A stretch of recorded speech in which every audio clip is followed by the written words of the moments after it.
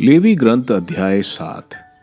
क्षतिपूर्ति बलि की विधि। क्षतिपूर्ति बलि की विधि इस प्रकार है। वह परम पवित्र है। जिस स्थान पर होम बलि के पशु का वध किया जाता है, वहीं क्षतिपूर्ति बलि के पशु का वध किया जाए।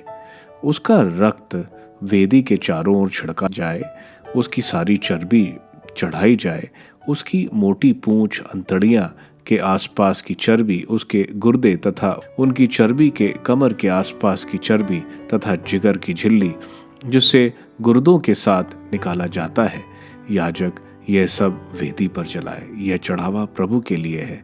याजक वंश के पुरुष ही इसे एक पवित्र स्थान पर खा सकते, क्योंकि यह परम पवित्र है। प्रायश्चित बलि का नियम क्षतिपूर्ति बलि पर भी लागू है। दोनों उस याजक की है जो क्षतिपूर्ति की विधि संपन्न करता है। जब याजक किसी के लिए होम बलि चढ़ाता तो बलि पशु की खाल उसे मिलती है। मुट्ठी में पकाई हुई, कढ़ाई में या तवे पर सेकी हुई हर अन्न बलि उस याजक को मिलती है जो उसे चढ़ाता है। अन्य सब अन्न बलियों को, चाहे वे तेल मिश्रित हो या सूखी, बराबर भागों में बांटकर हारून के सब पुत्रों को दिया जाए। शांति बलि की विधि। प्रभु को अर्पित शांति बलि की विधि इस प्रकार है।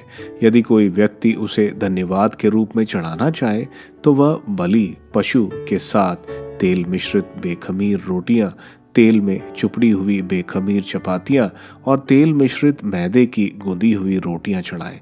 इनके अतिरिक्त वह इस प्रकार की शांति बलि के अवसर पर बेखमीर रोटी भी चढ़ाए। इन सब प्रकार की अर्पित वस्तुओं में से एक एक प्रभु को चढ़ाई जाए। वह उस याजक का भाग होगा जिसे बलि पशु का रक्त छिड़का। इस बलि का मांस उसी दिन खाया जाए, दूसरे दिन तक उसका कुछ नहीं छोड़ा जाए। मन्नत की या स्वेच्छा से अर्पित बलि का मांस भी उसी दिन खाया जाए, किंतु उसमें से जो बचता है वह उसके दूसरे दिन भी खाया जा सकता है। यदि तीसरे दिन बलि का कुछ मांस बचा रहता है तो वह जलाया जाए। यदि तीसरे दिन भी शांति बलि का मांस खाया जाए तो शांति बलि चढ़ाने वाले को कुछ लाभ नहीं होगा, क्योंकि वह मांस दूषित हो गया और जो व्यक्ति उसमें से कुछ खाता है वह दोषी होगा। अशुद्ध वस्तु से स्पर्श किया हुआ मांस खाना मना है, उसे जलाना चाहिए। जो व्यक्ति शुद्ध है वह दूसरा मांस खा सकता है। यदि कोई व्यक्ति अशुद्ध हो और प्रभु को अर्पित बलि का मांस खाए तो वह समुदाय से बहिष्कृत कर दिया जाए। यदि कोई व्यक्ति अशुद्ध वस्तु का स्पर्श करे, चाहे वह अशुद्ध व्यक्ति हो या अशुद्ध पशु या ऐसा कुछ जो घृणित माना जाता है, और यदि वह ऐसी अवस्था में प्रभु को चढ़ाई शांति बलि का मांस खाए तो वह समुदाय से बहिष्कृत कर दिया जाए। चर्बी और रक्त का निषेध। प्रभु ने मूसा से कहा, इजरायलियों से यह कहो, तुम गायों या बैलों, भेड़ों या बकरियों का किसी भी प्रकार की चर्बी नहीं खाओ। मरे हुए या जंगली जानवरों द्वारा मारे हुए पशु की चर्बी को किसी दूसरे उपयोग में लाया जा सकता है, परंतु उसे खाया नहीं जाएगा।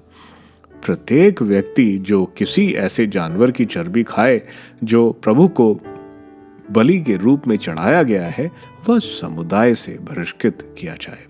तुम अपने घरों में भी किसी पक्षी या पशु के रक्त का उपयोग नहीं कर सकते हो। जो रक्त का उपयोग करता है उसे समुदाय से बहिष्कृत कर दिया जाए। याजकीय भाग। प्रभु ने मूसा से कहा, इजरायलियों से कहो, जो प्रभु को शांति बलि अर्पित करता है वह अपने चढ़ावे का एक भाग प्रभु के पास ले आए। वह अपने ही हाथों से उसकी चर्बी और उसका सीना ले जाए और सीना प्रभु के सामने हिला हिला कर अर्पित करे। याजक चर्बी को वेदी पर जलाए, किंतु सीना हारून और उसके पुत्रों का होगा।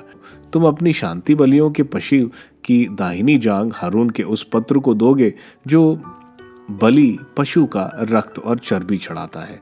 दाहिनी जांघ पर याजक का अधिकार है।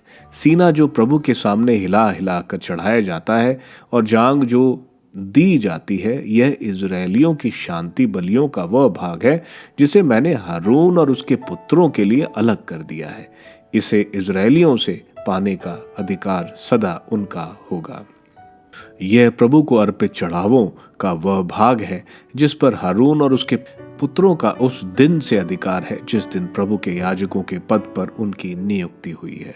प्रभु ने इजरायलियों को आदेश दिया है कि वह भाग अभियंजन के दिन याजकों को दिया करें। यह पीढ़ी दर पीढ़ी उनका चिरस्थायी अधिकार है।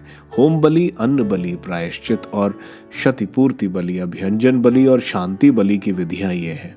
प्रभु ने सिनाई पर्वत पर इनके संबंध में मूसा को उस दिन आदेश दिया था जिस दिन प्रभु उसने इजरायलियों को सिनाई की मरुभूमि में प्रभु को बलि चढ़ाने का आदेश दिया।